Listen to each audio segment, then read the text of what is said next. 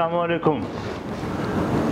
दोस्तों, हम में से बहुत सौ ने अपने बचपन में एक किताब मौत का मंजर तो पढ़ी होगी जो कसूर खुड़िया के ख्वाजा असलम ने लिखी थी, और लिखने का अंदाज भी ऐसा था कि शायद मौसूफ सारे मंजर के चश्मदीद हों। और सच्ची बात तो ये है कि मुझ जैसा एक नौपुख्ता उम्र का बच्चा जो 10वीं जमात का तालिब इल्म था, जिसकी परवरिश भी एक मखसूस मजहबी माहौल में हुई थी, के लिए एक खौफनाक डरावना ख्वाब सा था। बहुत दिनों तक मैं कब्र के खौफ से सहमा रहा और हैबत तारी रही और मौत के तसव्वुर से लर्जा भर अंदाम रहा। बहरहाल मौत जो जिंदगी की सच्चाई भी तो है, जिस तरह उर्दू के मशहूर शायर पंडित राज नारायण ने क्या खूब कहा, जिंदगी क्या है अनासिर में ज़हूर तरतीब, मौत क्या है उन्हीं अज्जा का परेशान होना। मौत के बदलते तसव्वुर हर दौर में एक अलहदा नज़रिया पेश करते रहे। हज़ारों साल पहले हर समाज में मौत का तसव्वुर एक सरबस्ता राज रहा है, जिसके बारे में जुदागाना तसव्वुर पेश किया गया। उस वक्त उसे ज़्यादा मुनफरिद रंग में देखा गया जब उसे मजहब के पैराए में पेश किया गया। जिंदगी के बाद मौत का तसव्वुर इस कदर उलझाव का शिकार है, जिस राज को पाने की ख्वाहिश हर एक को होती है, लेकिन कोई भी जिंदगी के सफ़र के इख्तिताम करके मौत की दहलीज को अबूर करने वालों ने वापस आकर रूदाद न सुनाई तो ये राज भी मज़ीद अपने अंदर उलझाव पैदा करता चला गया और उसमें फिर बहुत सी कहानियों को आमेज़िश की गई। मौत को रूहानी पेशवाओं और मजहबी उलमा ने किसी और तनाजुर में उसे पेश किया और फिर कुछ ने तो उसे गुनाहों का सबब भी करार दिया। इसी मौत की हकीकत को जांचने के लिए लोग तारकुल दुनिया हुए। इस राज को पाने के लिए बहुत सुने अहबाब और तमाम तर रौनकों को छोड़कर जंगलों और वीरानों में मारे मारे फिरते रहे। किसी ने तसव्वुफ के रास्ते इस राज को पाने की कोशिश करते हुए उसे विसाल का नाम दिया और कहा कि बंदा अपने खुदा से जा मिला और उसको मंजिल मिल गई। अलगर्ज मौत, जिसे जिंदगी का इख्तिताम कहते हैं, के बारे में हर एक ने अपने ताईं समझने की कोशिश की, और इसी मौत का खौफ है जो दुनिया को, अपने प्यारों को, रिश्तेदारों को, उनको जिनको देखकर वो जीते थे, दागे मुफारकत दे गया। दुनिया भर की इंसानी तारीख में वबाओं को वारद होते पढ़ा, सुना, और आप देख भी रहे हैं कोरोना की शक्ल में। अब हम देख भी रहे हैं जब 1346 ईस्वी में यूरोप में ताउन की बीमारी फैली तो उस दौर में क्योंकि कोई उसका अदराक नहीं था, ना ही कोई वैक्सीनेशन थी, तो पलक झपकते लाखों लोग मौत के घाट उतरते चले गए और 2 करोड़ लोग उसके लुकमाए अजल बने। इस अहद को ब्लैक डेथ के नाम से याद किया जाता है।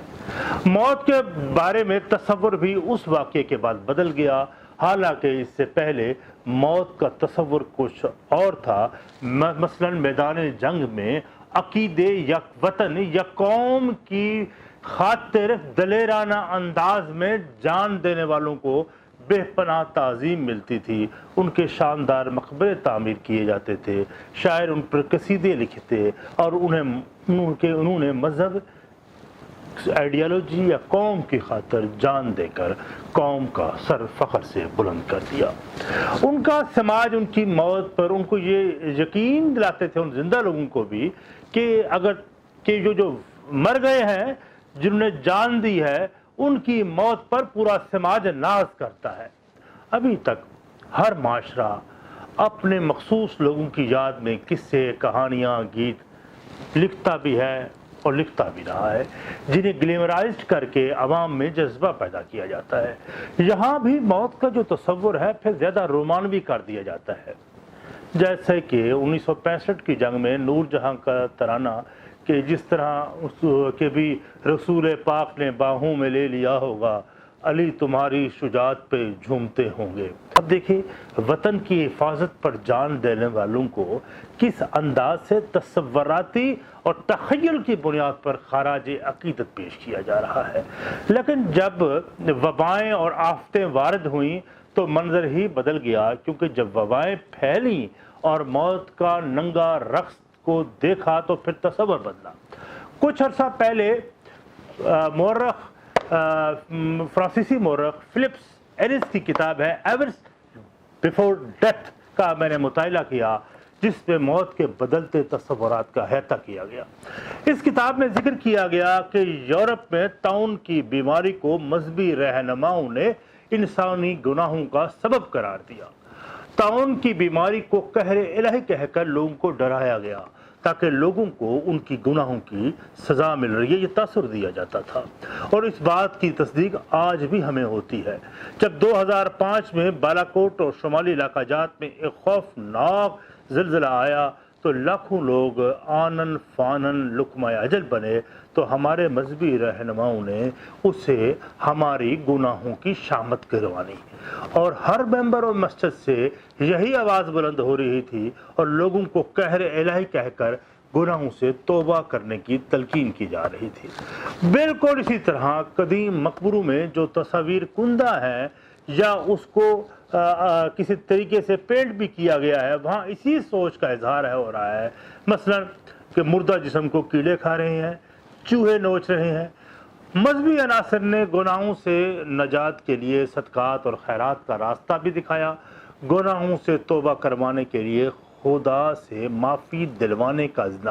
کام بھی اپنے ذمہ لے لیا۔ بہرحال یورپ میں 15ویں صدی عیسوی میں صنعتی جب دور کا آغاز ہوا تو لوگوں نے تجارت کے ذریعے دولت کمائی،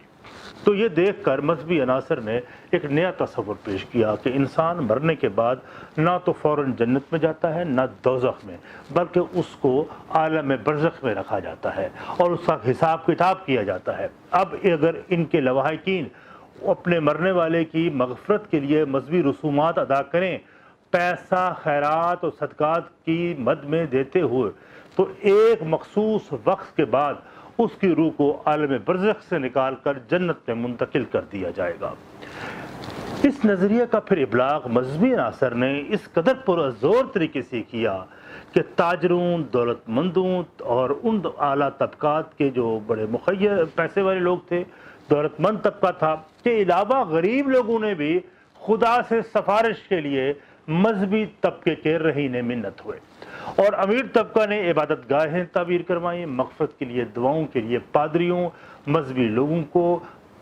دان چڑھائے، ان کو چڑھاوے دیے، اور جس کے عوض مغفرت کی دعائیں منگوا کر بخشش کے اسباب پیدا کیے گئے۔ لیکن 16ویں صدی عیسوی میں جب مارٹن لوتھر کی دی ہوئی فکر پر عیسائی مذہب میں ایک نئی تحریک اصلاح مذہب کا آغاز ہوا، جس میں برملا پھر بعد میں اس فکر کو، سب کا فکر کو مسترد کیا اور واضح کیا کہ برزخ نام کے کا کوئی بھی انجیل میں یا اس فلسفے میں ذکر نہیں ہے، یہ ایک اضافی معاملہ ہے جو مذہبی پیشواؤں کی اپنے مالی مفادات ہیں، جو مذہبی پیشواؤں کی روزی کے لیے وضع کیا گیا ہے۔ اس پر یورپ میں طبقہ اعلیٰ میں یہ تصور پھر بدل گیا اور دولت مندوں نے گرجا گھروں، مذہبی رسومات پر خرچ کرنے کی بجائے پھر ہسپتال بنائے، تعلیمی ادارے بنائے، یتیم خانوں پر اپنے وسائل خرچ کرنے لگے۔ یوں ان کی سوچ مذہبی عناصر سے ہٹ کر سیکولر ہوئی، جس کا ذکر فلپ ایرز نے اپنے اس کتاب میں وضاحت اس کی۔ اس کے علاوہ موت کے بارے میں ایک سوچ راسخ کر دی گئی کہ جب مرنے والے کو وصال نصیب ہوتا ہے تو اس کا تعلق خدا سے زیادہ قریب ہو جاتا ہے، اس لیے وہ قبر میں زندہ بھی ہے، سنتا بھی ہے، جو زندہ ہونے سے پہلے زیادہ اپنے ارادت مندوں کے لیے نافع ہے۔ تو اس کی قبر پر مزار بنائے گئے، ارادت مندوں کے ہجوم لگ گئے، ہر سال ان کے مزاروں پر میلے عرس منعقد ہوئے۔ اس طرح زندہ لوگوں کا تعلق مردہ لوگوں سے یا مرنے والوں سے مستقل قائم رہا۔ ایک وقت تھا جب گھر میں کوئی بزرگ یا کوئی فرد جب عالم نزا میں ہوتا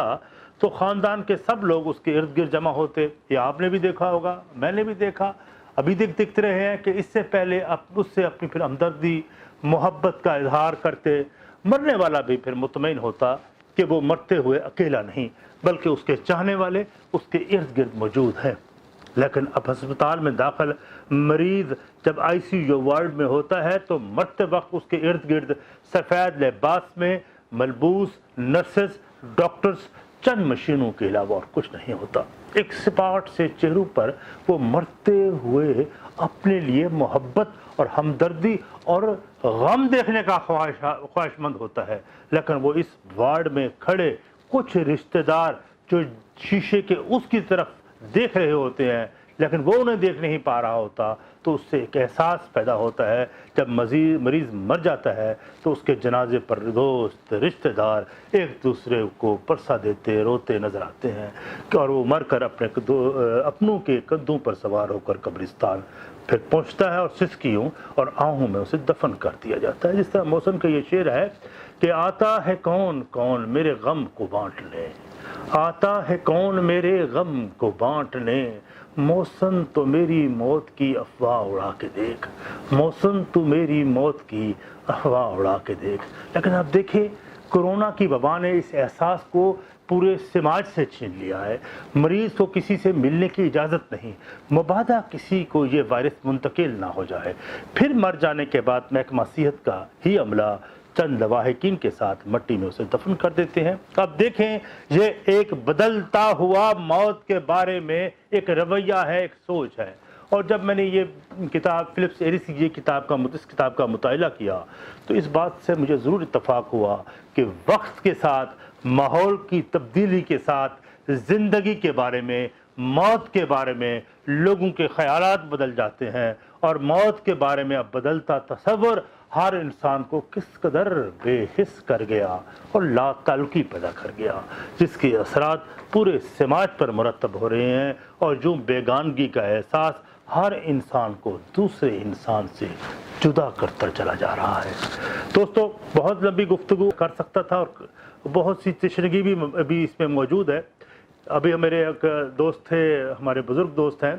پروفیسر نثار صفدر صاحب، انہوں نے مجھے کچھ اور بھی زندگی کی حقائق کے بارے میں آشکار کیا، مجھے بتایا، لیکن وقت کی یہ تنگی دامہ کے پیش نظر اس کو مختصر کر دیتے ہیں۔ اس کی پھر اگلی قسط پہ اگلا ایپیسوڈ پہ ہم گفتگو کریں گے اور کہ زندگی کیا ہے، اور زندگی کے بعد جو یہ موت کا تصور ہم نے جو ابھی پیش کیا ہے، جو بدلتا ہوا تصور ہر دور میں وہ کیسے اس کے اثرات مرتب ہوئے زندگی کے اوپر، تو پھر